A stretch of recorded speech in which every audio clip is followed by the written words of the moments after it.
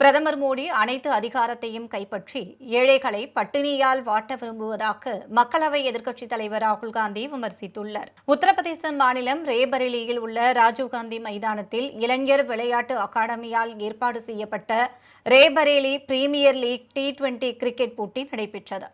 இதனை மக்களவை எதிர்க்கட்சித் தலைவர் ராகுல் காந்தி தொடங்கி வைத்தார். இதனைத் தொடர்ந்து போட்டியில் பங்கேற்கும் அணிகள் மற்றும் வீரர்களை அவர் சந்தித்தார்.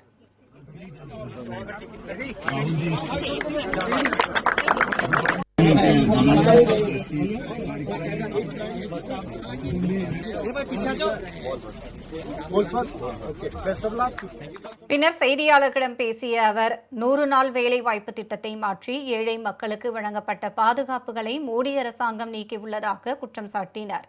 100 நாள் வேலைவாய்ப்பு திட்டத்தை காப்பாற்ற நாடு முழுவதும் காங்கிரஸ் கட்சி ஒரு இயக்கத்தை வழிநடத்துவதாக கூறிய அவர் தொழிலாளர்களை பாதுகாப்பதில் காங்கிரஸ் உறுதியாக இருப்பதாக தெரிவித்தார். ஒருபுறம் தாங்கள் மக்களை பாதுகாப்பதாகவும் மறுபுறம் நரேந்திர மோடி நாட்டின் அனைத்து செல்வங்களையும் பறித்து அம்பானி மற்றும் அதானியிடம் ஒப்படைப்பதாகவும் அவர் குற்றம் சாட்டினார்.